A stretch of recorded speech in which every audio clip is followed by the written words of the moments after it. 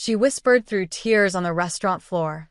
"Please don't push me down again." The billionaire who shoved her just smirked. What she didn't know, the quiet man watching from the corner table was the most feared mafia boss in the city. And he'd just decided no one would ever push her down again. The crystal chandelier above table 14 needed dusting.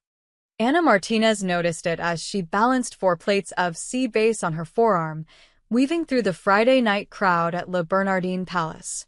In her 2 years serving Manhattan's elite, she'd learned to spot imperfections: the smudged wine glass, the crooked fork, the chandelier that dulled the sparkle in a millionaire's champagne.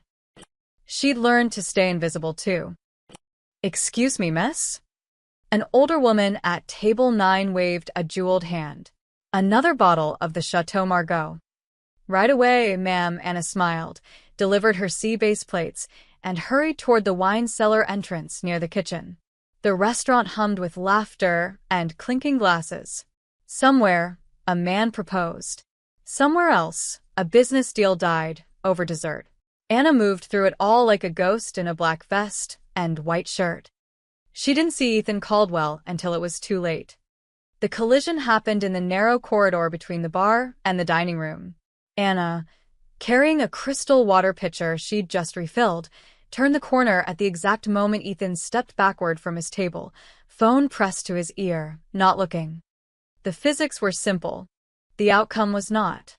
Water arced through the air in slow motion, or maybe that's just how Anna remembered it later. The pitcher slipped from her hands as she stumbled.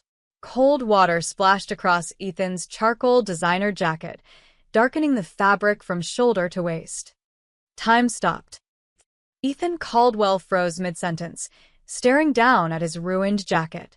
At 28, he had the sharp features of old money and the cold eyes of someone who'd never heard the word no. His cologne probably cost more than Anna's monthly rent. I'm so sorry, sir." Anna dropped to her knees, grabbing napkins from a nearby service station. "I didn't see you. I'm so sorry. Let me." "Are you kidding me?"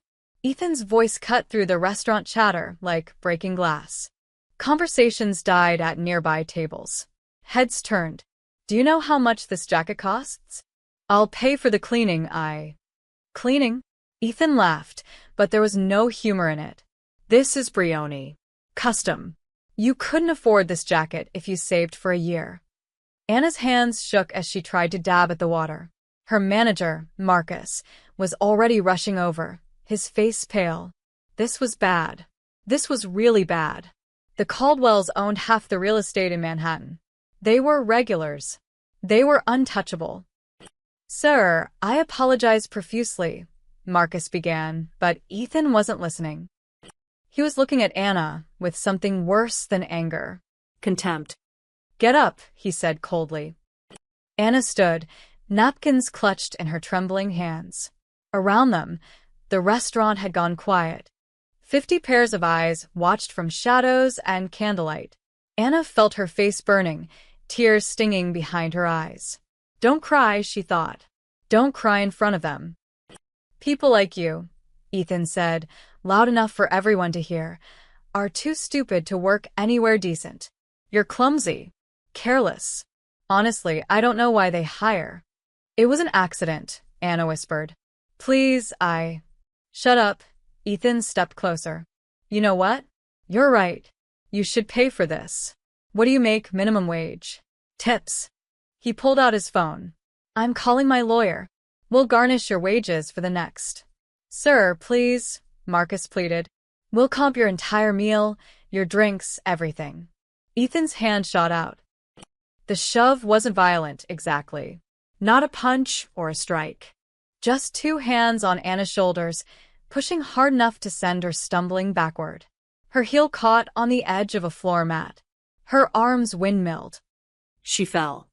The sound of her body hitting the marble floor echoed through the silent restaurant.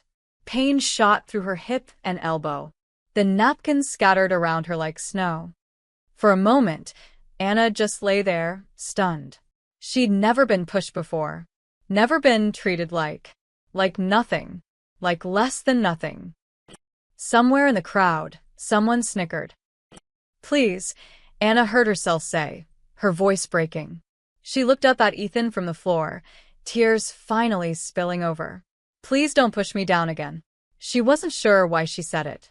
Maybe because she couldn't say anything else. Maybe because, in that moment, lying on the cold marble while Manhattan's elite watched and whispered, those were the only words that felt true. The snickering grew louder. Someone muttered something about the help. Marcus reached down to help her up, apologizing, always apologizing. Then a chair scraped. The sound cut through the whispers like a blade. Anna looked up through blurred vision and saw a man rising from the VIP section in the back corner, the table everyone knew but nobody approached. Table 23. The table that was always reserved, always private, always surrounded by men in dark suits who never smiled. Alessandro Moretti moved through the crowd like a shark through shallow water. He wasn't tall, maybe 5'10", but he didn't need height. Something in the way he walked, the set of his shoulders, the absolute calm in his dark eyes, made people step back without thinking. The restaurant held its breath. Alessandro stopped in front of Ethan, who hadn't noticed him yet. Ethan was smirking at his friends, pocketing his phone, probably already composing the story he'd tell at his next country club meeting. Then Alessandro's hand shot out and grabbed Ethan's collar. The movement was so fast, so sudden, that Ethan didn't even have time to react. 1 second he was standing. The next, he was being lifted onto his toes. Alessandro's fist twisted in his expensive shirt, their faces inches apart. "You," Alessandro said quietly, "made a mistake." His voice was barely above a whisper, but in the dead silence of Le Bernardin Palace, everyone heard it. Ethan's face went from red to white in an instant. His mouth opened, but no sound came out. Alessandro didn't shout, didn't threaten, didn't need to. He simply held Ethan there, suspended, while his dark eyes promised things that made grown men confess sins they hadn't committed yet. From the floor, Anna stared up at both of them, her heart pounding so hard she thought she might pass out. And somewhere in the back of the restaurant, 3 different phones captured everything. For exactly 7 seconds, nobody moved. Alessandro held Ethan suspended by his collar, their faces so close that Ethan's panicked breathing fogged the space between them. The mafia boss's expression never changed, no anger, no satisfaction, nothing but cold calculation.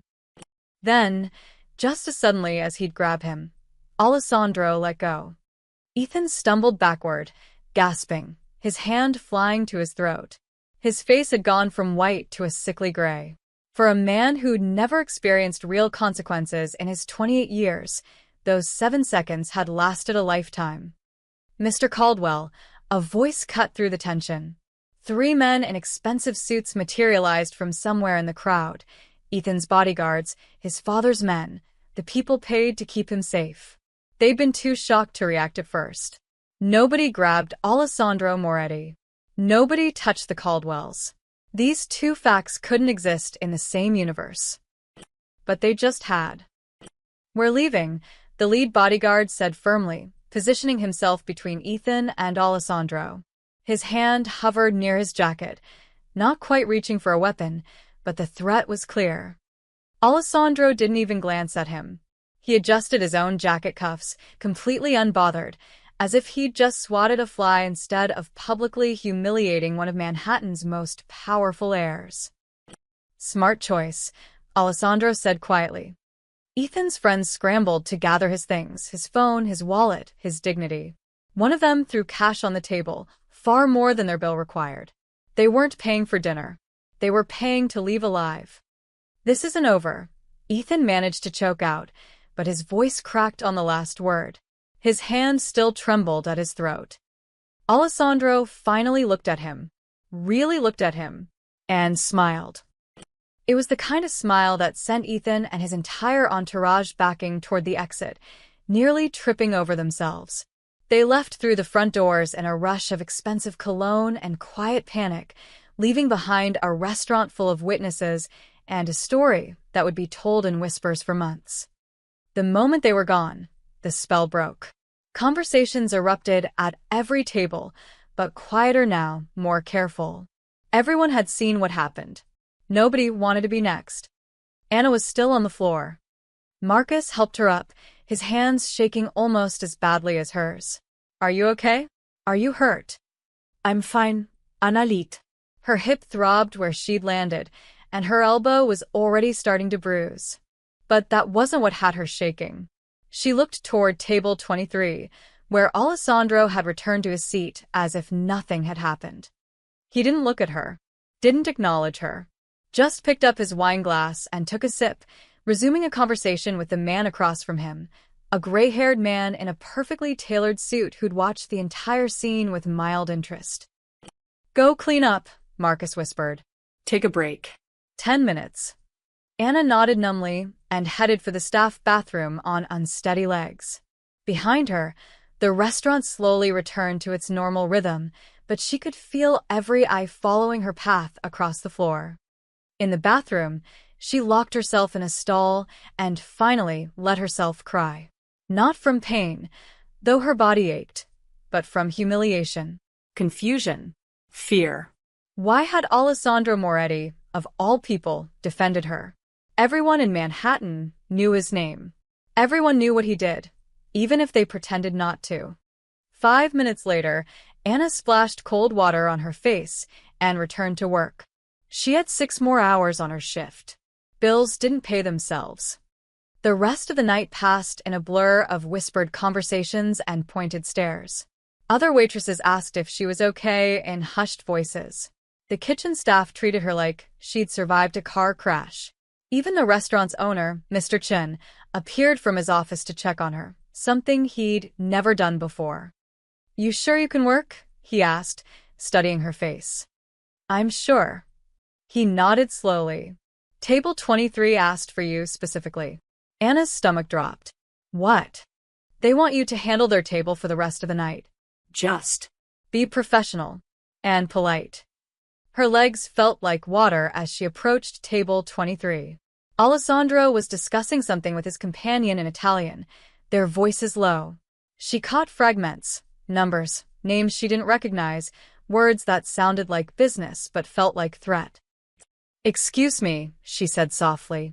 Can I get you anything? Alessandro glanced up. His eyes were dark brown, almost black, and completely unreadable. The lady will have the chocolate soufflé. Anna blinked. There was no lady at the table. Just Alessandro and the gray-haired man. For you? Alessandro clarified, his expression neutral. After your shift. The kitchen will prepare it. I don't understand.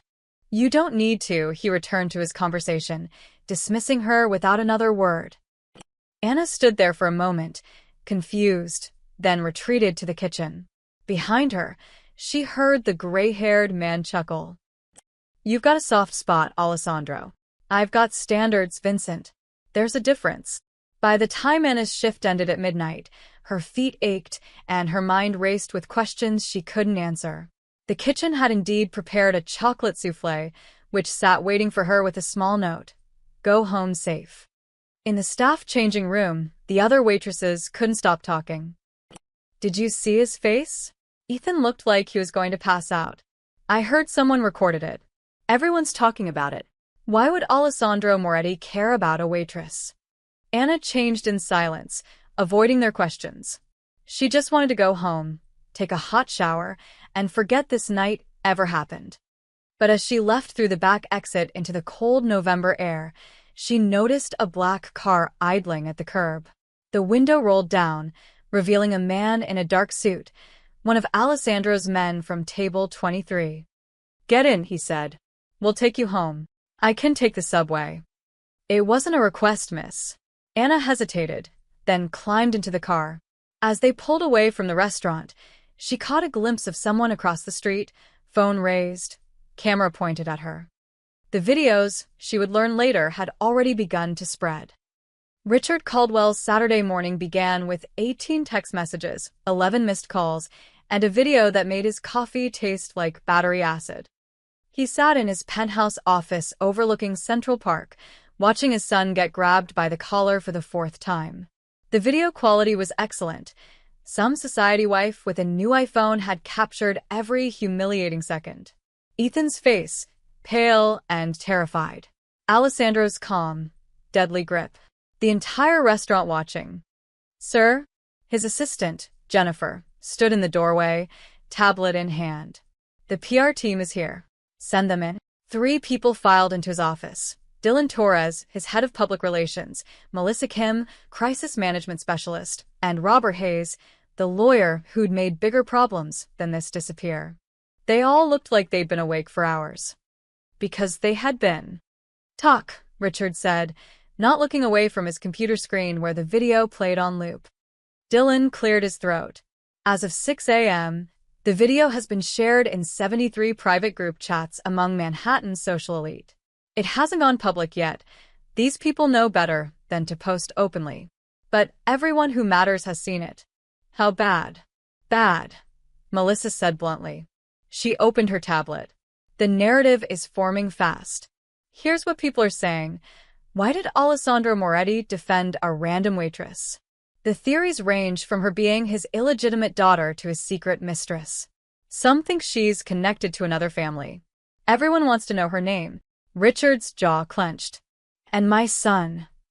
Silence. Say it. Dylan shifted uncomfortably. They're calling him a coward. A bully. Saying he picked on the wrong person's property. The word hung in the air like poison.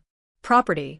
They were talking about a waitress like she belonged to Alessandro Moretti and, by extension, making his son look like he'd trespassed on Mafia territory. This is unacceptable, Richard said quietly. The quiet tone was worse than shouting. His staff knew that. Ethan pushed a clumsy waitress who ruined a $5,000 jacket. That's what happened. Instead, everyone's acting like he attacked the Pope. Robert leaned forward. With all due respect, sir, it doesn't matter what actually happened. It matters what it looks like. And right now, it looks like your son publicly humiliated someone under Moretti's protection. Then we change how it looks. Melissa nodded. That's what we're here to do. But we need to move fast. The Hampton Garden Club brunch is tomorrow. The Metropolitan Opera Gala is next week. Every charity event, every board meeting, people will be talking. We need to control that conversation. How? Dylan pulled out a folder thick with papers. We shift the narrative. Make this about the waitress, not Ethan. We paint her as incompetent, careless, possibly unstable. Someone who caused a scene and then played victim when consequences followed. And Alessandro? We don't touch him directly, Robert said firmly. Nobody touches Moretti directly. But we can imply he overreacted. Made a scene over nothing. Maybe even suggest he has questionable judgment when it comes to pretty young women. Richard considered this. It was risky, dancing around a man like Alessandro Moretti. But his family had built an empire on calculated risks. What about the restaurant? He asked. Le Bernardin Palace relies heavily on real estate contracts with luxury developers, Melissa said, reading from her tablet. 3 of their suppliers have outstanding business with Caldwell Properties. We can apply pressure there. Suggest that employing negligent staff creates liability issues. Do it, Richard stood, walking to the window. Below, Central Park stretched out in autumn colors, peaceful and perfect. His city. His territory. I want that waitress terminated by Monday. I want our lawyers to file complaints, public safety, negligence, whatever sticks. And I want the story to be that Ethan was the victim of a dangerous employee and an overreacting crime boss who shouldn't have been in that restaurant in the first place. Sir, Robert said carefully, filing against the restaurant means indirectly challenging Moretti. He's a regular there. I'm aware, Richard turned from the window. But we do it legally. Publicly. Through proper channels. Make it a business matter, not a personal one. Even Moretti has to respect the law. The 3 exchanged glances. They all knew Alessandro Moretti's relationship with the law was complicated at best. What about Ethan? Dylan asked. He should probably lay low for a while. Ethan is going to the Vanderbilt charity polo match this afternoon, Richard said firmly. He's going to smile, Play well and act like nothing happened. The Caldwells don't hide. We don't apologize. We don't run. After they left, Richard stood alone in his office, watching the video one more time. He paused it on Alessandro's face, that calm, calculated expression that promised violence, without saying a word. His phone buzzed. A text from his wife, Catherine, who was having breakfast at the plaza with her social circle. Everyone's talking about last night. I'm handling it, but you need to fix this. Now. Another text, this one from his business partner. Board meeting Tuesday. Investors are asking questions. And another from the mayor's office. We should talk. Richard deleted them all and made a call. This is Richard Caldwell. I want to file a formal complaint against Le Bernardin Palace for employing unsafe staff. I want it public, I want it legal, and I want it today. Across the city, in dozens of luxury apartments and townhouses, Manhattan's elite were having similar conversations over espresso and croissants. At the Whitmore estate, Victoria Whitmore whispered to her daughter, I heard she's his goddaughter from Sicily. At the university club, Senator Patterson told his colleagues, Moretti never acts without reason. There's more to this story. At a Soho brunch spot, 3 gallery owners debated. Maybe she saved his life once. Maybe she's FBI. Maybe she's nobody, and that's what makes it interesting. Everyone had a theory. Nobody had answers. And in a small studio apartment in Queens, Anna Martinez woke up to 47 missed calls and a sinking feeling that her life had just become very, very complicated. Her phone buzzed again. Unknown number. The text was simple. Don't go to work today. Anna stared at it, her hands shaking.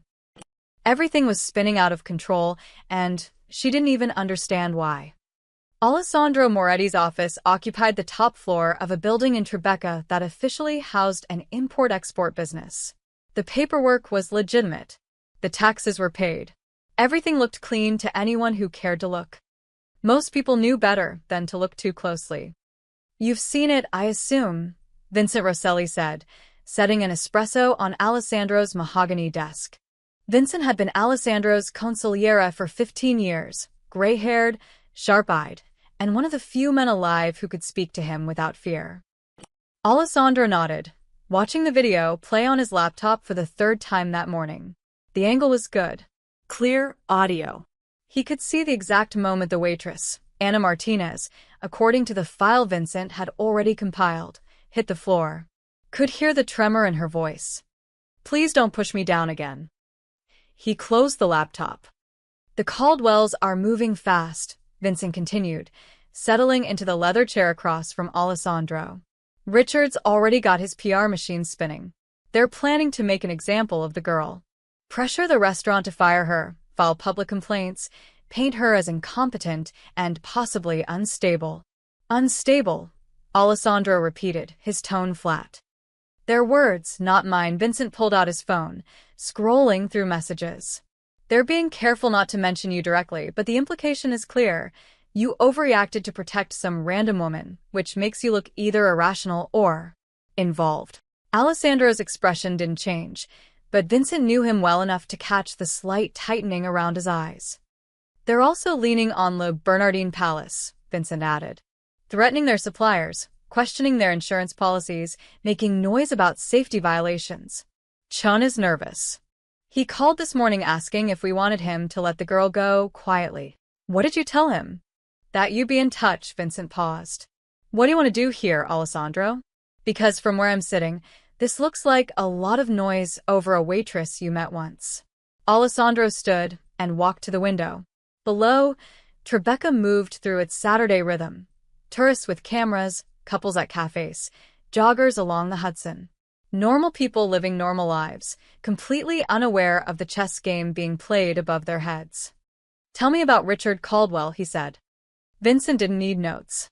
Real estate empire built by his grandfather. Legitimate on paper, but he's not afraid to play dirty, bribes building inspectors, pushes out small businesses, has politicians in his pocket. Smart enough to never get caught, arrogant enough to think he's untouchable. His son Ethan is exactly what happens when you give a mediocre man unlimited money and zero consequences. Properties? 12 major developments currently in progress across Manhattan. The Crown Tower project in Midtown is his flagship, 60-story luxury condos, breaking ground next month. He's leveraged everything on it. If that project delays, his whole empire feels it. Alessandro turned from the window. What else? Steel shipments coming through Port Newark. Construction permits pending with the city. Contracts with union labor that could get complicated. Vincent smiled slightly. Why? You thinking about sending a message? I'm thinking, Alessandro said quietly, that Richard Caldwell made a mistake. Which mistake? Raising a son who pushes waitresses, or coming after someone under your protection? Both. Alessandro returned to his desk, opening a drawer and pulling out a thin folder. But more than that, he thinks he can control the narrative. Shape how people see what happened. Make the girl into a villain and his son into a victim. Can't he? Not if the story keeps changing. Alessandro opened the folder, revealing photographs, financial documents, shipping manifests. The Caldwells built their fortune on appearing untouchable. Legitimate. Clean. What happens when people start seeing cracks? Vincent leaned forward, scanning the documents. His eyebrows rose. Where did you get these? I've had them for 2 years. Caldwell tried to buy waterfront property I own in Red Hook. When I declined, he attempted to have the city seize it through eminent domain. I don't forget things like that. The document showed a pattern: suspicious zoning permit approvals, payments to offshore accounts, building code violations mysteriously dismissed. Nothing explosive on its own, but together? A mosaic of corruption. You've been waiting for the right moment to use these, Vincent said. It wasn't a question. I've been waiting for him to give me a reason. Alessandro closed the folder. He just did. Vincent sat back, a slow smile spreading across his face. So, what's the play? Alessandro's phone buzzed. He glanced at it, a message from one of his men watching Anna's apartment. Target received warning text. Staying home today. Appears frightened. Good. Fear kept people safe. The play, Alessandro said, setting his phone down, is quiet. No violence. No drama. No dead bodies that trace back to us. We simply make life difficult for Richard Caldwell until he understands his position. And the girl? Protected. From a distance, Alessandro's voice was firm. She doesn't need to know. She doesn't need to be involved. She just needs to be safe while this plays out. Vincent nodded slowly. You know people will talk. They already are. Everyone wants to know why you care about a waitress. Let them talk. Speculation doesn't hurt us. Alessandro opened his laptop again, pulling up a different screen. Construction schedules, permit applications, shipping manifests for Caldwell projects. What hurts us is appearing weak. Allowing people like Ethan Caldwell to think they can act without consequences. And his father? Alessandro's smile was cold. Richard Caldwell is about to learn that money and power aren't the same thing. He has buildings, contracts, lawyers, all things that can be delayed, complicated, examined too closely. He closed the laptop with a soft click. Let's see how loud they are when the walls close in. Vincent stood, understanding the dismissal. I'll make some calls. Start with the port. His steel shipment is due Tuesday. Should be easy to delay for routine inspection. Nothing obvious. Nothing that traces back here. Never is. Vincent paused at the door. For what it's worth. That girl said one sentence, and you moved heaven and earth. People notice things like that. After Vincent left, Alessandro sat alone in his office, the morning sun casting long shadows across his desk. He pulled up the video one last time, watching Anna fall, hearing her broken voice.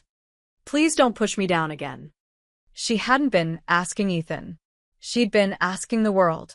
Asking life to stop crushing her just once. To show a little mercy. Alessandro understood that feeling. Had felt it himself, once a lifetime ago in a different city with a different name. He deleted the video and made his first call. By sunset, 3 of Richard Caldwell's construction projects would experience mysterious delays. By Monday, the walls would start closing in. Anna spent Sunday in her apartment with the curtains drawn, ignoring her phone. By Monday morning, she'd convinced herself that maybe things would blow over. Maybe the whole incident would fade like it never happened. She was wrong. The call came at 9 a.m. Marcus, her manager, his voice tight with stress. "Anna, you need to come in. Now. Mr. Chen wants to see you." "My shift doesn't start until." "Now, Anna." The subway ride to the restaurant felt like riding toward an execution. Anna kept her head down, hyper-aware of every glance from other passengers. Did they know? Had they seen the videos? She'd finally looked at her phone last night and found dozens of messages from co-workers, old friends, even her cousin in Chicago asking if she was the waitress. Le Bernardin Palace looked different in daylight, less glamorous, more ordinary. The lunch prep crew was already working inside. Anna entered through the back, avoiding the main dining room, and headed straight for Mr. Chen's office. Marcus met her in the hallway. His expression made her stomach drop. "What's happening?" she asked. "Just let Mr. Chen explain." He wouldn't meet her eyes. Mr. Chen sat behind his desk, looking like he'd aged 10 years since Friday night. 2 other people were in the room, a woman in a sharp gray suit carrying a leather briefcase, and a man Anna recognized as David Park, the restaurant's general manager. "Sit down, Anna," Mr. Chen said quietly. She sat. Her hands were already shaking. The woman opened her briefcase and pulled out a thick manila envelope. "Miss Martinez, my name is Sarah Winters. I'm the restaurant's legal counsel. What I'm about to show you is serious, and you need to understand the situation we're all in." She spread 3 letters across the desk. Official letterhead. Dense paragraphs of legal text.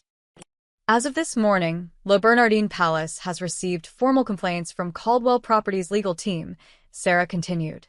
"They're threatening a lawsuit for negligence, claiming you caused property damage to their client, created an unsafe dining environment, and that the restaurant is liable for employing what they call dangerously incompetent staff." Anna's mouth went dry. "But it was an accident. I bumped into him." "They don't care." David Park leaned forward, his voice strained. "They're also contacting our insurance company, our suppliers, and they've filed a formal complaint with the city health department suggesting we have safety protocol violations." "They're using a sledgehammer to kill a fly," Sarah said, her expression grim. "This isn't about justice. This is about making an example. The problem is they have the resources to make this hurt. Really hurt." Mr. Chen cleared his throat. "Anna, you're a good employee. You've worked here 2 years with no problems. But the Caldwells are putting pressure on us from every angle. Our insurance premiums could triple. Our suppliers are getting nervous. I had 2 investors call this morning asking if we're going to have ongoing legal issues." Anna felt tears burning behind her eyes. "What are you saying?" Silence. "You're firing me." "We don't want to," Mr. Chen said, and he sounded like he meant it. "But if we don't, this restaurant might not survive what they're planning. They want you gone, Anna. They're willing to destroy this entire business to make it happen. That's not fair. I didn't do anything wrong." "Life isn't fair." Sarah's voice was gentle but firm. "This is how powerful people operate. They identify a target, apply pressure, and wait for everyone around that target to fold. You're the target. We're the pressure point." Anna stood on shaking legs. "So what? I just quit? Disappear? Let them win?" "You survive," David said quietly. "That's what you do. Find another job, move on, and count yourself lucky you're not facing worse. Worse than losing my job for being pushed to the floor." Nobody answered. Anna walked out of the office in a daze. Marcus tried to stop her in the hallway, started to say something sympathetic, but she brushed past him. She needed air, needed to think. She burst through the back door into the alley behind the restaurant, gasping like she'd been underwater. This couldn't be happening. She'd worked so hard to build a stable life, left her hometown with nothing, found this job, paid her rent on time, stayed invisible and safe. One accident, One spilled pitcher of water, and everything was collapsing. "You okay, miss?" Anna jumped. Two men stood near a black sedan parked at the mouth of the alley. She recognized them vaguely. They'd been at Le Bernardin Palace on Friday night, sitting at table 23. Alessandro's men. "I'm fine," she said automatically, wiping her eyes. The first man, tall, mid-40s, with a scar above his eyebrow, exchanged a glance with his partner. "Doesn't look fine." "It's none of your business." "Actually," the second man said, younger with dark hair, "it kind of is. We're supposed to make sure you're safe." "Safe from what?" "I just got fired." Or I will be.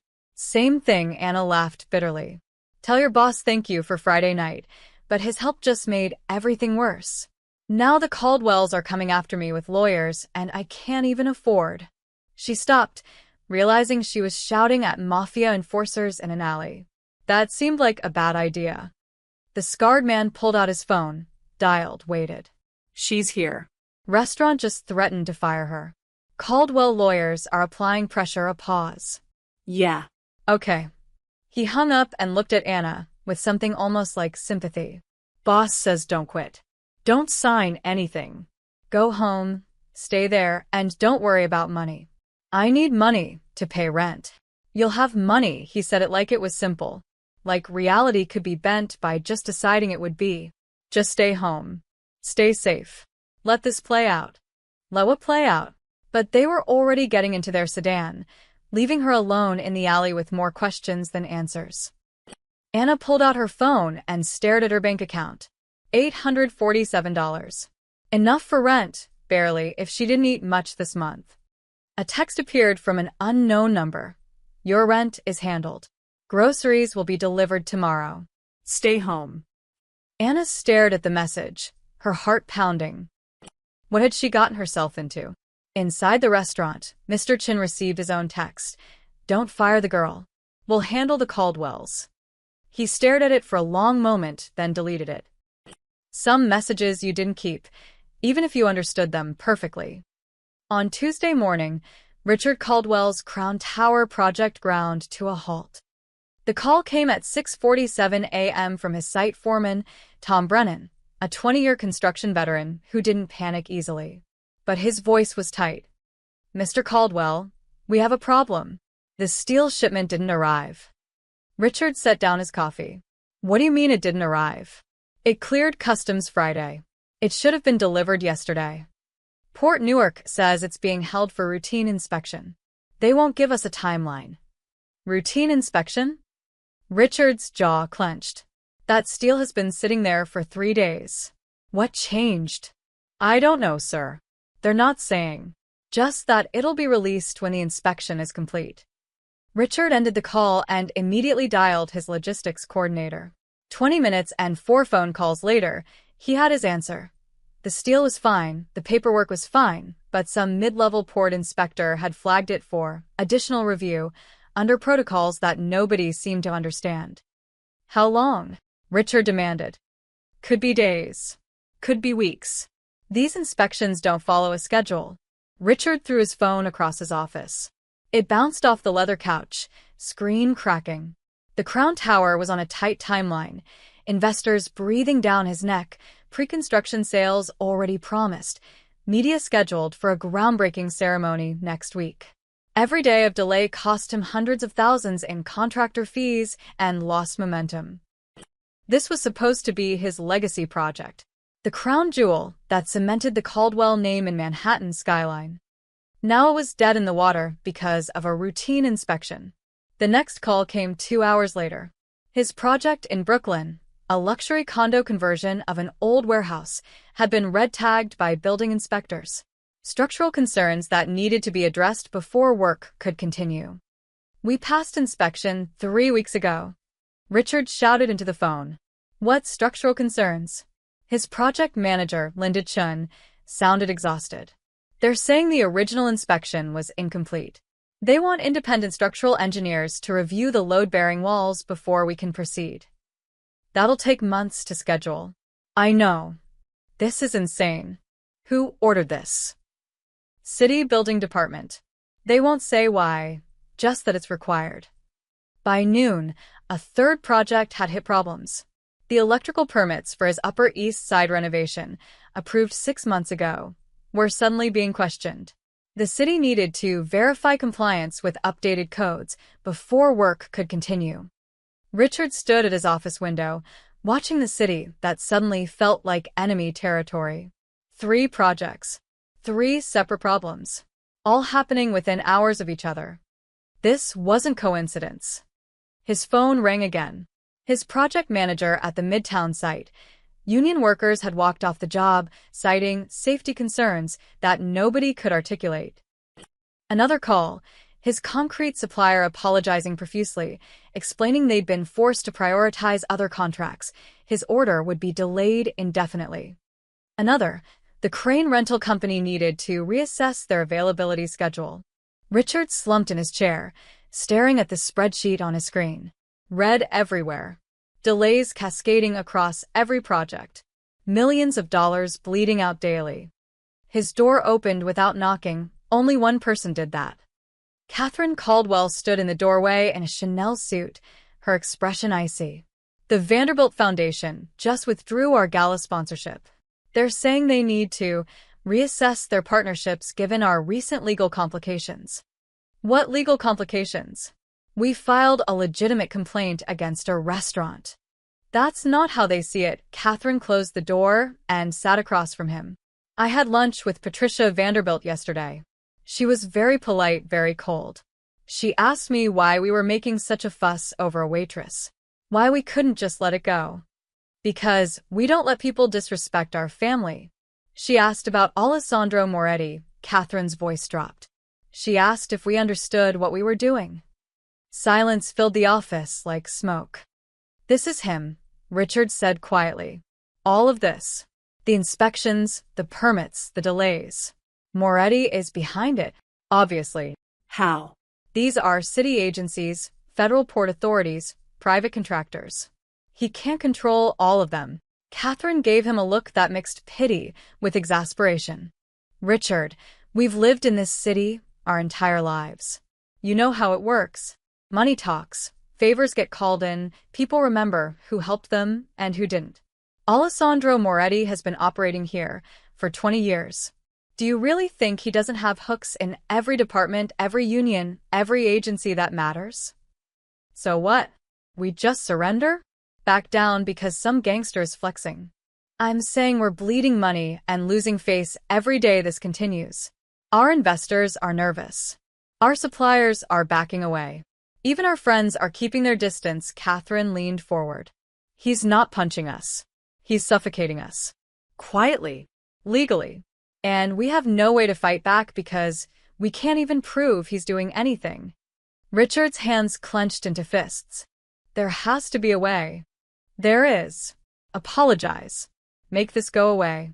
Find the girl, compensate her, issue a public statement taking responsibility. She paused. Admit we were wrong. Never.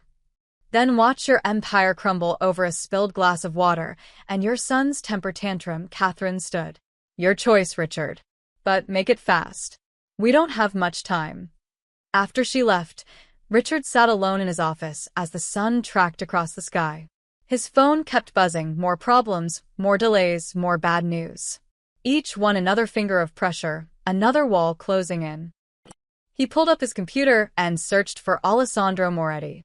Found almost nothing, no social media, no interviews, just a few business registrations and property records. The man was a ghost who somehow controlled half the city. A new email arrived. No sender name, just a message. The delays will continue until you understand your position. This is not negotiable. Richard stared at the screen, rage and fear warring in his chest. He'd built an empire on intimidation and power, had crushed competitors, bought politicians, bent the city to his will. And now someone was doing the same thing to him. He picked up his phone and called his lawyer. Robert, I need you to find out everything you can about Alessandro Moretti. I need leverage. I need something I can use. Sir, I'd advise. Find it, whatever it costs. He ended the call and looked out at his city again. If Moretti wanted a war, Richard would give him one. He just needed to find the right battlefield. Anna discovered she was famous on Wednesday morning when she opened her apartment door to get the groceries that had been mysteriously delivered, as promised, and found a camera flash in her face. Anna Martinez? How long have you been involved with Alessandro Moretti? She slammed the door, heart hammering. Through the peephole, she saw 3 people in the hallway, 2 with cameras, 1 with a phone recording. They were knocking now, calling her name. Just a few questions, Anna. What's your relationship with the Moretti family? Is it true you're under his protection? Anna backed away from the door, hands shaking. How did they find her apartment? How did they know her full name? She grabbed her phone and saw 17 missed calls from numbers she didn't recognize, dozens of texts from people she barely knew, and her social media accounts, which she rarely used, flooded with messages. Most were curious. Some were supportive. Many were cruel. Gold digger. Mafia whore.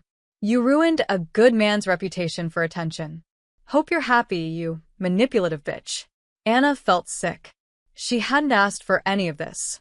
She'd spilled water, gotten pushed, and now her entire life was unraveling. Her phone rang, a number she recognized. Her landlord. Hello. Miss Martinez, I'm getting complaints. There are photographers in the building asking about you, bothering other tenants. This is a quiet building. We can't have this kind of attention. I didn't invite them. I don't want them here. Nevertheless, it's becoming a problem. I need to ask, is there something going on I should know about? Anna closed her eyes. Even her landlord thought she'd done something wrong. No. Nothing. I'll handle it. She hung up and sank onto her couch, staring at her phone as notifications kept flooding in. Someone had found her Instagram. 3 photos total, all from over a year ago, and people were picking apart everything. Her smile, her clothes, her background. Strangers analyzing her life like she was a puzzle to solve. A text appeared from Marcus. Don't come to work. There are reporters outside the restaurant. Mr. Chin says stay away until this blows over. So now she couldn't even work. Not that she had a job anymore, probably. Another text, unknown number, pack a bag. You're being moved. Anna stared at it. Moved where? By who? No response. 20 minutes later, someone knocked, a different rhythm, calm and professional. Anna looked through the peephole and saw the scarred man from the alley, the one from Alessandro's detail. She opened the door a crack, the chain still attached. What's happening? You're not safe here. Too exposed. Too easy to find, his voice was matter of fact. We have a place for you. Quieter. More secure. I don't want to go anywhere. I want my life back. That's not an option right now, miss. His expression softened slightly. Look, I get it. This is scary. But those reporters out front? They're the least of your problems. The Caldwells are escalating. They're pushing this story hard, and people are picking sides. Some of those messages you're getting? They're from people who think you deserve what's coming. Anna felt cold. What does that mean? It means we're taking you somewhere safe. Tonight. And if I say no... He looked at her for a long moment. Then you're on your own. And when something happens, and it will, we won't be there to stop it. Anna wanted to argue, to insist she could handle this herself. But she'd seen the messages. The hate. The strangers who thought they knew her story and had already decided she was the villain. I'll pack, she whispered. By that evening, every tabloid in New York had run some version of the story. Mystery waitress linked to mafia boss. Who is Anna Martinez? The woman who started a war. Caldwell heir humiliated after clash with Moretti associate. The articles were breathless, speculative, and everywhere. Some painted her as an innocent victim. Others suggested she was a plant, a honey trap, someone who deliberately engineered the whole situation. A few even implied she was already part of organized crime. The comment sections were worse. She's obviously his mistress. Look at her, she knew what she was doing. I feel bad for her. She's just caught in the middle of powerful men. Another woman using victimhood for fame and money. The Caldwells are trash. Good for her standing up to them. This is what happens when criminals run our city. On cable news, talking heads debated whether Alessandro Moretti's public intervention represented a shift in organized crime's relationship with civilian affairs. Legal experts discussed the Caldwell lawsuits. Social media influencers posted think pieces about class warfare and power dynamics. Everyone had an opinion about Anna's life. Nobody asked her what actually happened. By the time she was escorted out of her building through the service entrance, past the reporters who'd been waiting in the lobby, Anna felt like a ghost haunting her own existence. The scarred man and his partner guided her to a black SUV with tinted windows. "Where are we going?" she asked as they pulled into traffic. "Somewhere the cameras can't find you," the younger man said from the driver's seat. Anna looked out the window at the city lights blurring past. 2 weeks ago, she'd been invisible. A nobody. A waitress who paid her rent on time and kept her head down and never caused trouble. Now her face was on the news. Strangers were debating her morals, and she was being hidden away like a fugitive. "I didn't ask for this," she said quietly. "Any of this." The scarred man glanced at her in the rearview mirror. "Nobody ever does, miss. But that doesn't change what is." The SUV drove through the night, carrying her away from her apartment, her job, her normal life, carrying her deeper into a world she didn't understand and never wanted to enter. Behind them, the cameras kept flashing. The story kept growing. And somewhere in his Tribeca office, Alessandro Moretti watched the news coverage with cold satisfaction. Richard Caldwell wanted a public battle. He'd given him one. Now, everyone would see what happened when you pushed the wrong person down. The Caldwell Properties press conference was scheduled for Thursday at 10 a.m., held in the gleaming lobby of their flagship building on 5th Avenue. Richard had orchestrated every detail: the lighting, the backdrop, the carefully selected journalists who'd been promised exclusive follow-up interviews. Ethan sat beside his father at the polished oak table, wearing a perfectly tailored navy suit and an expression of wounded dignity. They'd rehearsed this for hours. Dylan Torres had coached him on body language, tone, when to pause for effect. "Look sincere," Dylan had instructed. "Not angry, hurt, disappointed. You're the victim who just wants to move forward." Now, facing 24 cameras and twice as many reporters, Ethan kept his hands folded on the table, his posture relaxed but attentive. Exactly as practiced. Richard spoke first, his voice measured and grave. "Thank you all for coming. My family doesn't typically engage in public disputes, but recent events have forced us to address serious allegations and misrepresentations." He paused, letting the weight settle. "Last Friday evening, my son Ethan experienced what should have been a minor incident at a restaurant, an employee's carelessness that resulted in property damage. What followed has been a coordinated campaign of defamation and intimidation that we can no longer ignore." A reporter's hand shot up. Richard nodded. "Are you referring to the video of your son pushing a waitress?" "I'm referring to a video that shows one brief moment without context," Richard corrected smoothly. "A video that has been selectively edited and shared to create a false narrative. What that video doesn't show is the minutes before, the employee's reckless behavior, her refusal to accept responsibility, and my son's entirely reasonable response to someone who destroyed a $5,000 jacket and showed no remorse." Ethan leaned forward, his expression earnest. "I want to be clear, I never intended to hurt anyone.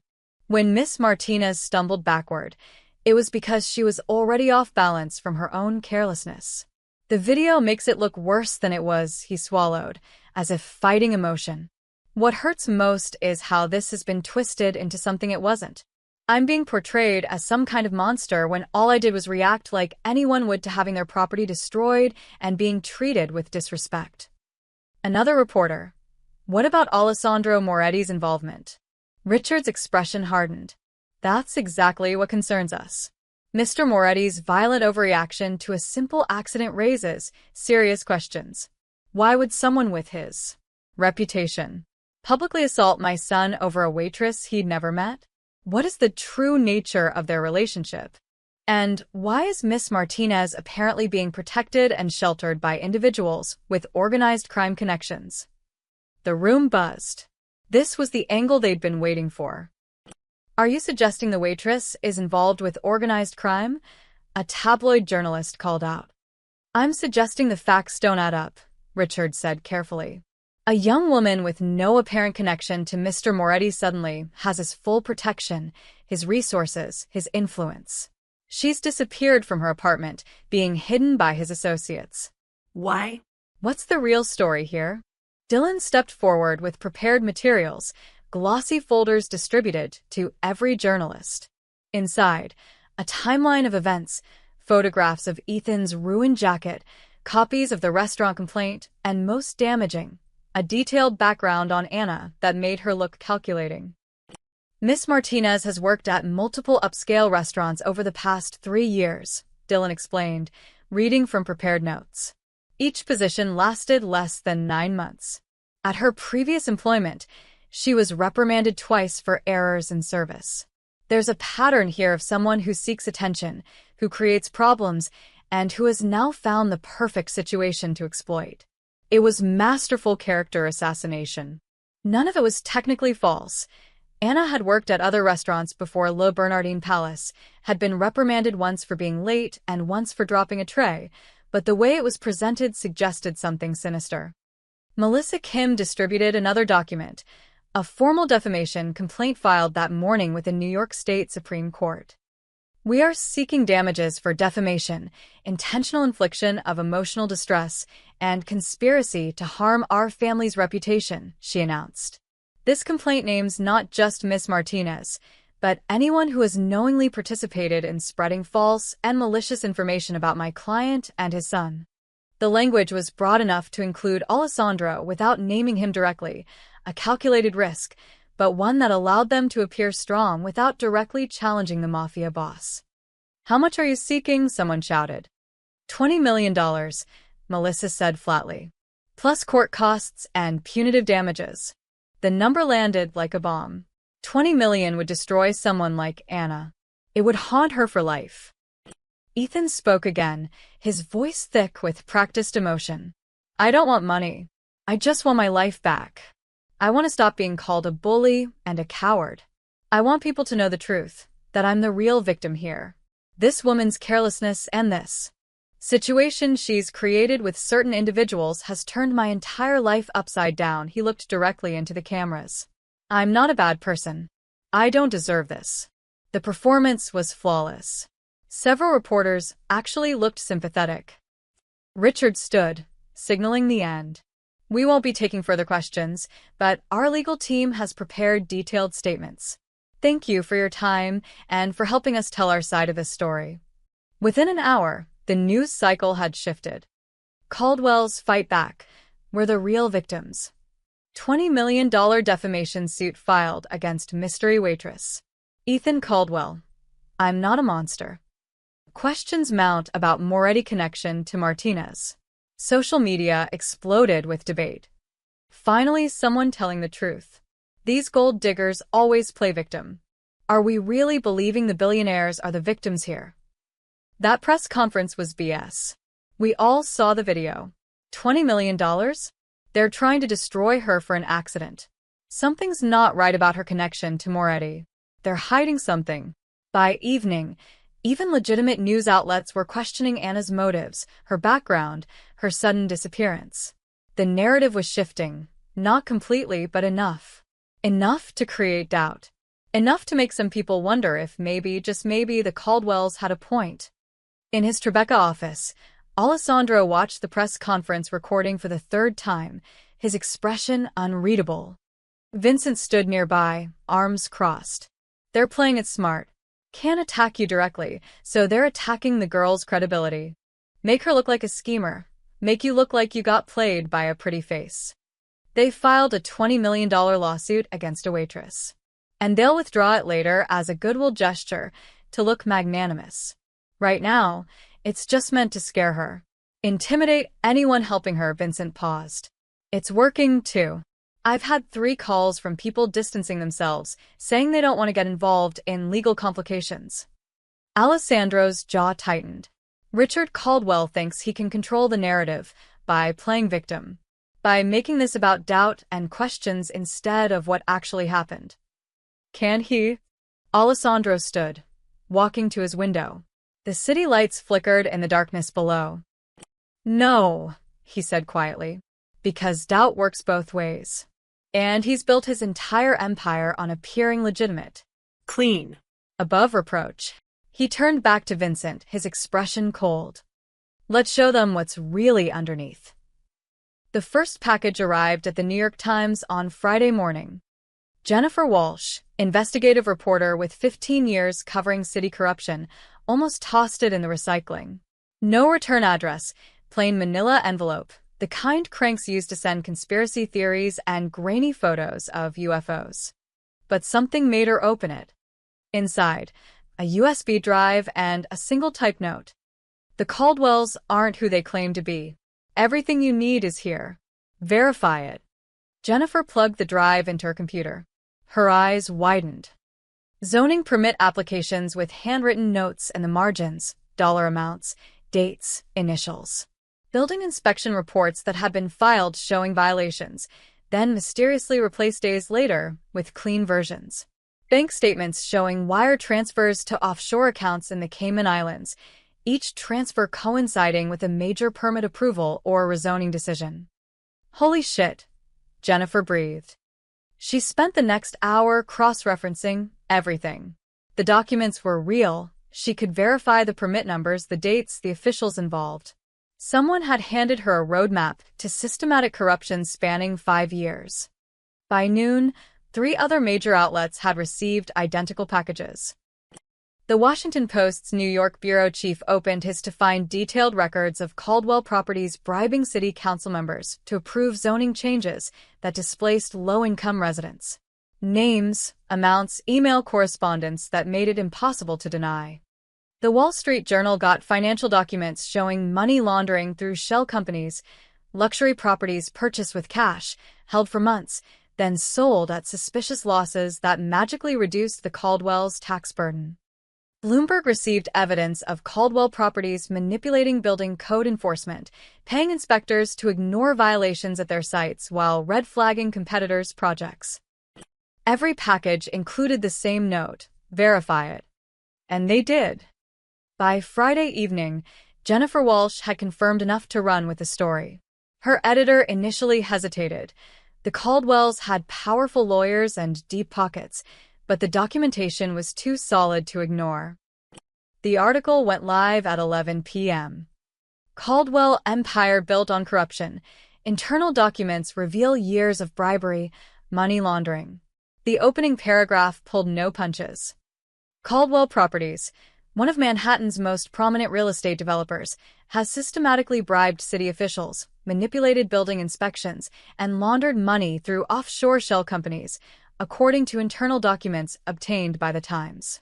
The evidence suggests a pattern of corruption dating back at least 5 years, touching dozens of projects across New York City. The story included photocopies of damning documents, carefully redacted to protect sources, but clear enough to show authenticity. Bank transfers with handwritten notes like ZB approval, final payment, and inspector handled proceed, email chains discussing the usual arrangements for permit approvals. Within an hour, the other outlets published their versions. Each one added new details, new evidence, new angles. Together, they painted a devastating picture. Richard Caldwell's phone started ringing at midnight. Have you seen it? Catherine didn't bother with hello. It's everywhere. The Times, the Post, Bloomberg. They have our financial records, Richard. They have everything. Richard sat in his home office in his pajamas, laptop open, watching his empire collapse in real time. The articles were being shared thousands of times. Cable news was already preparing emergency segments. His carefully constructed press conference from yesterday, Ethan's wounded dignity, the defamation lawsuit, their victim narrative, was being obliterated. Where did they get this? He whispered. Does it matter? It's out. It's verified.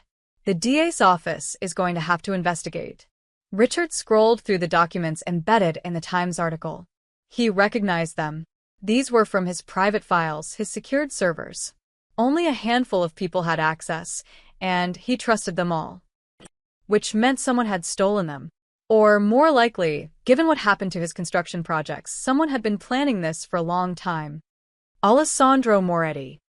He's destroying us, Richard said flatly. You think? Catherine's voice dripped with bitter sarcasm.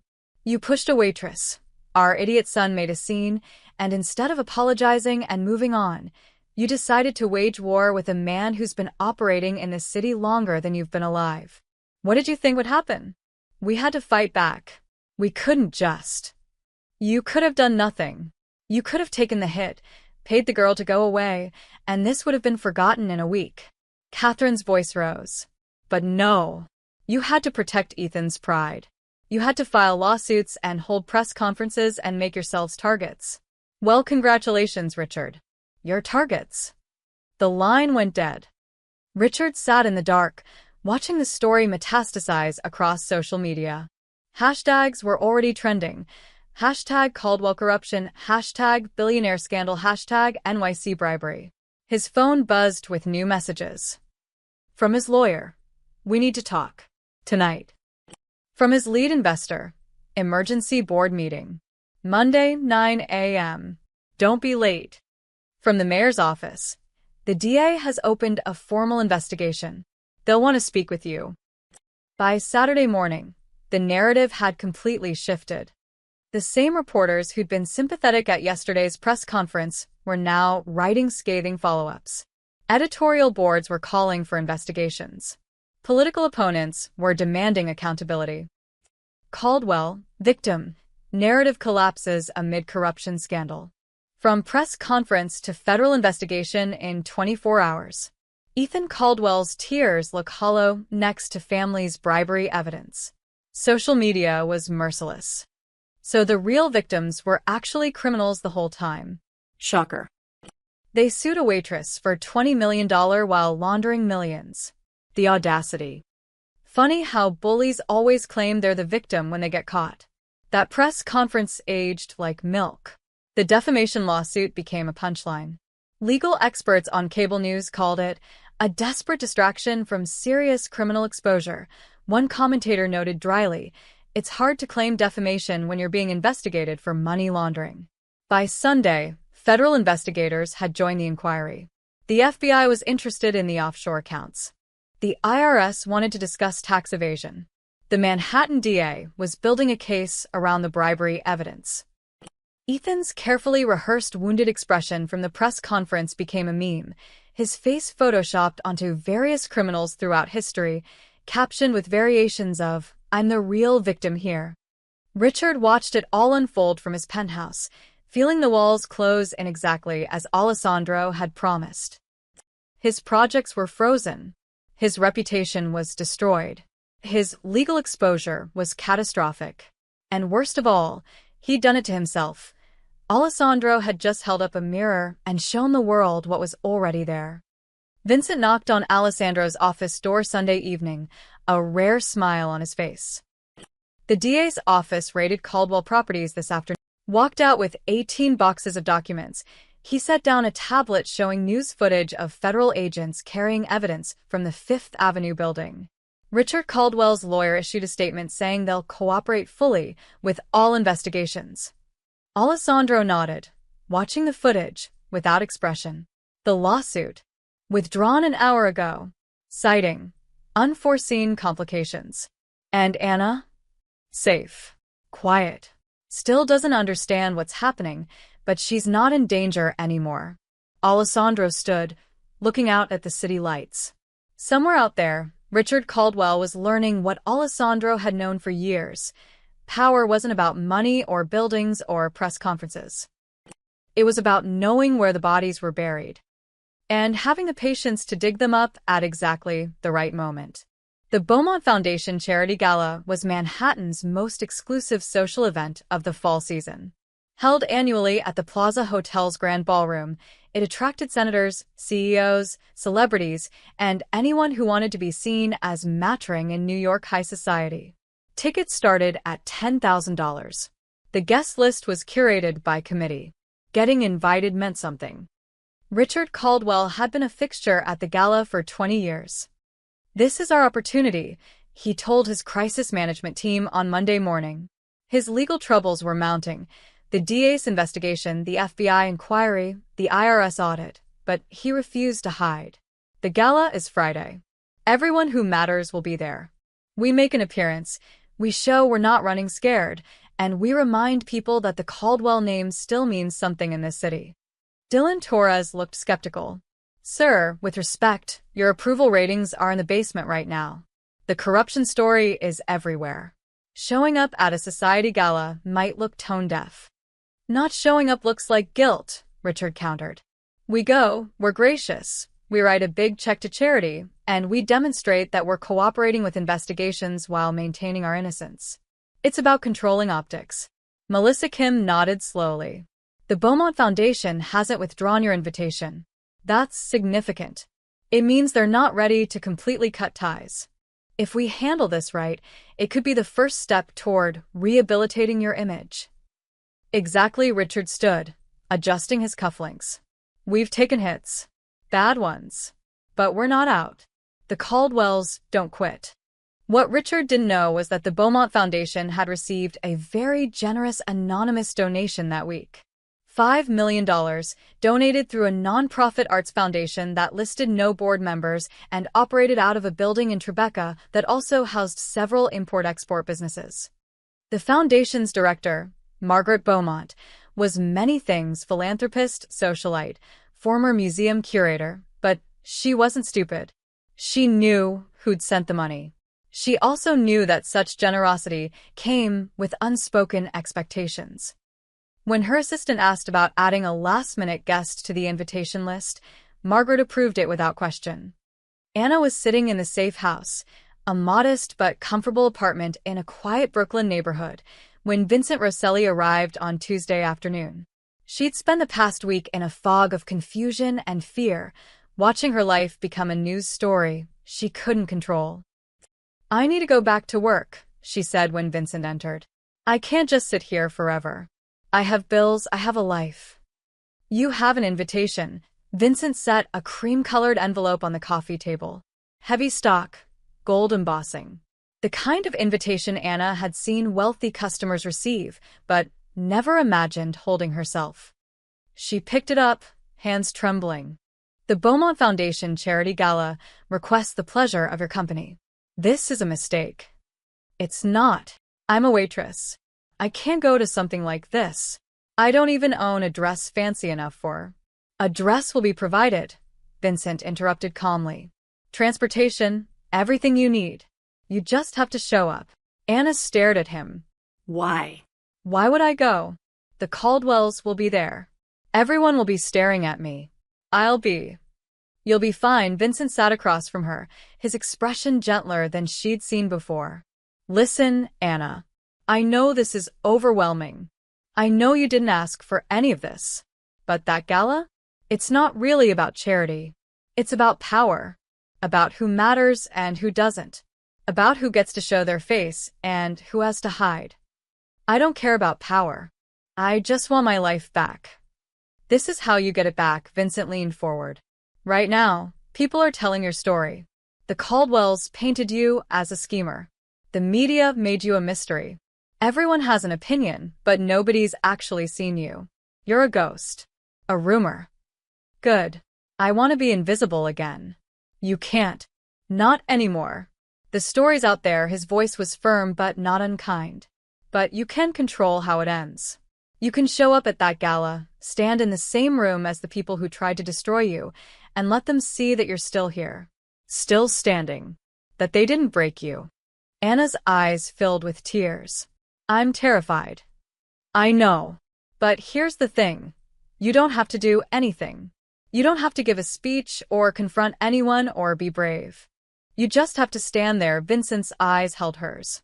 "The rest is already decided." "What does that mean?" "It means you're not alone in this. It means when you walk into that ballroom, you're not just some waitress they can push around. You're under protection. You matter. And everyone in that room will know it." Anna wiped her eyes. looking down at the invitation. The Plaza Hotel. Friday at 7. A world so far from hers it might as well be Mars.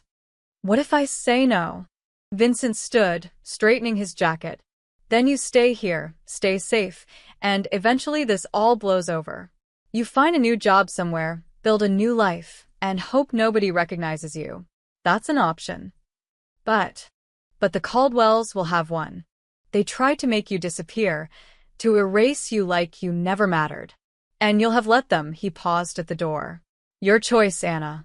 Nobody's forcing you. But sometimes standing up means just standing. Being visible when people want you gone. After he left, Anna sat alone with the invitation, reading it over and over.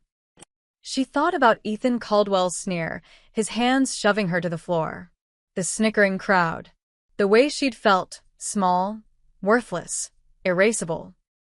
She thought about the past week of hiding, watching strangers debate her character, her motives, her worth. She thought about Alessandro Moretti grabbing Ethan by the collar, those 7 seconds when someone had finally said, no, not her, not this time. Anna picked up her phone and texted the number Vincent had given her. I'll go. The response came immediately. Good.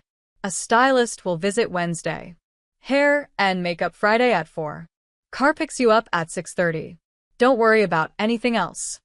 Anna set down her phone and walked to the window, looking out at the Brooklyn streets below. Normal people living normal lives, unaware that in 3 days, she'd walk into the Plaza Hotel and face the people who'd tried to destroy her. She was terrified. But Vincent was right. She was tired of being invisible. Tired of being pushed down. Just once, she wanted to stand. The Plaza Hotel's grand ballroom glittered like a jewelry box turned inside out. Crystal chandeliers cast prismatic light across tables draped in ivory silk, each centerpiece a small fortune in orchids and roses. Women in evening gowns worth more than Anna's annual salary glided past men in tuxedos that fit like second skins. Champagne flowed. Diamonds sparkled. Money whispered in every corner. Anna felt like an imposter in a borrowed dream. The dress they'd provided was midnight blue, simple but elegant, falling just below her knees. Nothing flashy. Nothing that screamed for attention. The stylist had kept her makeup natural, her dark hair swept into a loose chignon. You're not trying to compete with them, the woman had explained. You're just being yourself. But Anna didn't feel like herself. She felt like a girl playing dress-up in someone else's life. Ready. Vincent offered his arm at the entrance. He'd arrived with the car, an unexpected courtesy. Behind him, 2 other men in dark suits, Alessandro's people, always watching. No, Anna admitted. But I'm here anyway. They entered together. The moment Anna stepped into the ballroom, conversation stuttered and died like dominoes falling. Heads turned. Whispers rippled outward in waves. She felt every eye lock onto her, felt the weight of recognition, curiosity, judgment. That's her. The waitress. What's she doing here? Anna's instinct was to run. Vincent's hand on her arm kept her steady. Eyes forward, he murmured. You belong here just as much as any of them. They found their table, mercifully toward the side, not center stage. Anna sat, hyper-aware of everything, the couple 3 tables over staring openly, the woman in emeralds whispering behind her hand, the photographer in the corner whose camera kept swinging her direction. Then she saw the Caldwells. They sat at a prominent table near the front, Richard in a perfectly cut tuxedo, Catherine in champagne silk, and Ethan looking pale and uncomfortable. The family that had tried to destroy her, sitting 20 feet away in their tailored armor of wealth and status. Richard noticed her. His expression flickered, surprise, then anger, then something calculating. He leaned toward Catherine, whispered something. She glanced at Anna, her face a mask of controlled displeasure. The evening proceeded with agonizing formality. Dinner was served, courses Anna barely tasted. Speeches were given by foundation directors and generous donors. The Beaumont Foundation presented awards. Throughout it all, Anna felt like an exhibit, a curiosity everyone pretended not to stare at while staring constantly. Then Margaret Beaumont took the microphone for closing remarks. Before we conclude this wonderful evening, I'd like to acknowledge the incredible generosity of our donors. She listed names, powerful families, corporations, foundations. And a special thank you to our anonymous benefactor, whose extraordinary $5 million contribution will fund arts education programs across the city for the next decade. Applause filled the ballroom. Anna clapped politely, not understanding. Margaret continued, her voice taking on a more serious tone. This foundation was built on principles of compassion, dignity, and standing up for those who cannot stand for themselves. These values matter, especially in challenging times when it's easier to look away than to do what's right. The room grew quieter. People sensed something shifting. Which brings me to a matter that has dominated our city's attention these past weeks. Margaret looked directly at Richard Caldwell. Mr. Caldwell, would you join me, please? The ballroom went silent. Richard stood slowly, his lawyer face firmly in place, and walked to the front. Camera flashes erupted. The event had media present, carefully selected outlets covering Manhattan's elite at play. Anna's heart hammered. What was happening?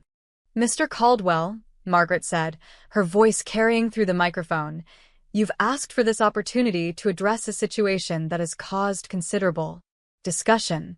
Richard took a breath, and Anna suddenly understood. This had been arranged, negotiated. The price of his attendance, perhaps, or a condition Margaret had imposed after receiving that anonymous $5 million donation.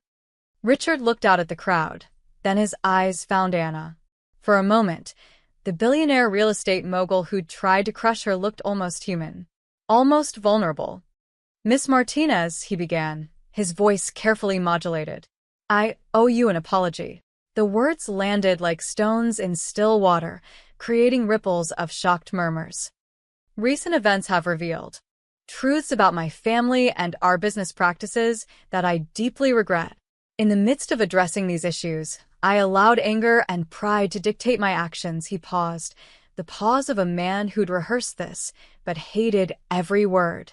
My son made a mistake. I compounded it by attacking your character and your livelihood instead of simply apologizing. For that, I am truly sorry. Anna sat frozen. Every camera in the room swung between Richard and her, capturing her shock, his carefully controlled contrition. What happened at Le Bernardin Palace was a misunderstanding that spiraled out of control, Richard continued, using the exact language his lawyers had probably written. You were doing your job. The accident was exactly that, an accident. Neither you nor anyone else deserved the treatment you received, from my son or from my family's subsequent actions. I apologize publicly, completely, and without reservation. He looked at Ethan, who sat at their table with his head lowered, face burning red. Ethan? Ethan stood reluctantly, looking like he might be sick. He couldn't meet Anna's eyes. I'm sorry, he managed, his voice barely audible. I was wrong. I'm sorry. The humiliation was total, absolute. The man who'd sneered at her, pushed her, called her stupid, was apologizing in front of Manhattan's elite with cameras capturing every second. Anna opened her mouth, unsure what to say. Then she saw him. Alessandro Moretti stood at the very back of the ballroom, partially hidden in shadow near the service entrance. Arms crossed, face expressionless. He wasn't sitting at a table, hadn't eaten dinner, hadn't participated in the evening's festivities. He was just there. His presence filled the room more than any speech or apology. Everyone knew who he was. Everyone understood what his attendance meant. The Caldwells weren't apologizing because they wanted to. They were apologizing because they had to. Because the alternative was worse. Alessandro's dark eyes met Anna's across the crowd. He didn't smile, didn't nod, just looked at her for a moment, then turned and disappeared through the service door, leaving as silently as he'd arrived. Miss Martinez? Margaret's voice pulled her back. You accept their apology? Anna looked at Richard Caldwell, powerful, desperate, trapped by his own choices. Looked at Ethan, humiliated and small, looked at the crowd of wealthy elites watching this drama unfold over champagne and dessert. "I accept," Anna said quietly. Because what else could she say? Because despite everything, she just wanted it to end. Applause erupted, polite and uncertain. Richard returned to his table without meeting anyone's eyes. The evening concluded with awkward small talk and hurried exits. Anna sat in her chair as the ballroom slowly emptied, Vincent standing nearby, and realized something fundamental had shifted. She'd walked in as a victim. She was leaving as something else entirely. 3 days after the gala, Anna returned to Le Bernardin Palace. Marcus nearly dropped his clipboard when she walked through the back entrance in her server's uniform. "Anna, I thought. We didn't know if you were coming back." "I need to work," she said simply. "And last I checked, nobody actually fired me." Mr. Chin emerged from his office, looking relieved and anxious in equal measure. "Anna, welcome back. If you need anything, any accommodations, just let me know." It was strange, being treated like she might break. She was the same person who'd worked here for 2 years, who knew every table number and wine pairing by heart. But everything had changed, and everyone knew it.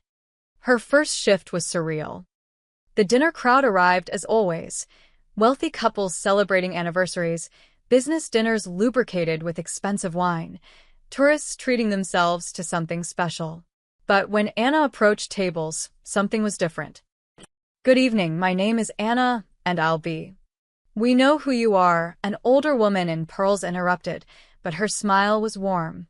"It's lovely to meet you, dear." Her dinner companion nodded. "What you went through is awful. We're glad you're all right." Anna didn't know how to respond. "Thank you. Can I start you with drinks?" It happened again at the next table. And the next. Customers who would have barely noticed her before now treated her with careful respect, like she was someone who mattered. A few even asked for photos, which Mr. Chin quickly, but politely discouraged.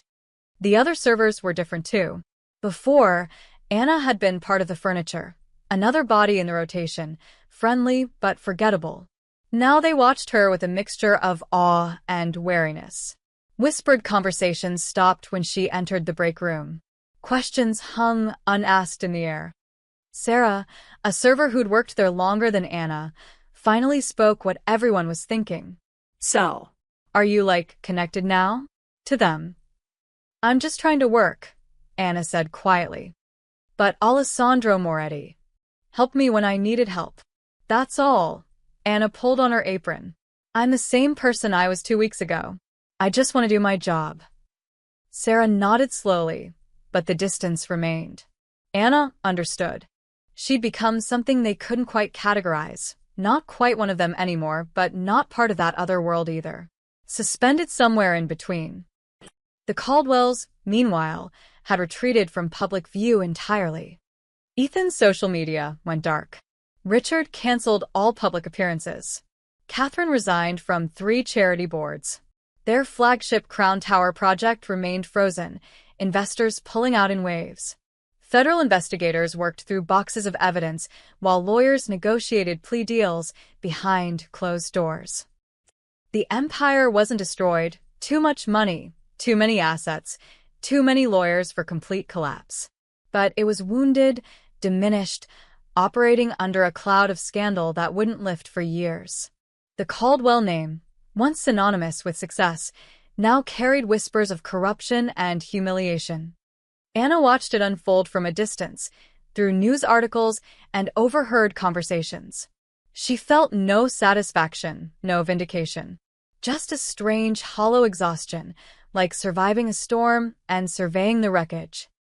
2 weeks after her return, Alessandro Moretti walked into Le Bernardin Palace. Anna was clearing a table when she noticed the familiar silence, that particular quality of quiet that meant someone important had arrived. She looked up and saw him being escorted to table 23 by Marcus, who looked pale and nervous. Her hands trembled as she balanced the plates. "Anna," Mr. Chin appeared beside her. "Table 23 requested you specifically." Of course they had. She approached the table on unsteady legs. Alessandro sat alone, reading something on his phone. He wore a dark suit, understated and perfectly tailored. When he looked up, his expression was neutral, polite. "Good evening," Anna said, her voice steadier than she felt. "Can I get you something to drink?" "The Barolo, please." 2016-inch. Right away, she turned to leave. "Anna." She stopped, turned back. Alessandro studied her for a moment with those dark, unreadable eyes. "You're all right?" It wasn't really a question, more an assessment. "Yes. Thank you." "For everything." He nodded once, dismissing the gratitude as unnecessary, just doing what needed to be done. Anna wanted to ask so many questions. Why had he helped her? What did he want from her? Was she safe now, truly safe, or would there always be a debt hanging over her head? But looking at him, she understood she'd never get real answers. Men like Alessandro Moretti didn't explain themselves. They simply acted, and the world rearranged itself around their decisions. "I'll get your wine," she said. Over the following weeks, Alessandro became an occasional regular. Once, maybe twice a month, always at table 23, always requesting her section. He was polite, tipped well, never lingered too long, never mentioned that night, the videos, the gala, any of it. He was just a customer, and she was just a waitress. Except they both knew better. The city moved on as cities do. New scandals replaced old ones. Different headlines captured attention. The story of the waitress and the mafia boss faded into Manhattan lore, something people referenced occasionally, a cautionary tale about power and consequences, but no longer breaking news. Anna Martinez returned to her quiet life, or something close to it. She paid her rent on time, worked her shifts, stayed invisible in the ways that mattered. But when she walked through the restaurant now, she walked differently. Head higher, voice steadier. Because she'd learned something fundamental that night on the marble floor when she'd whispered those words, "Please don't push me down again." She'd learned that sometimes the quietest voices carried the furthest. That standing up didn't always mean fighting back. Sometimes it just meant refusing to disappear.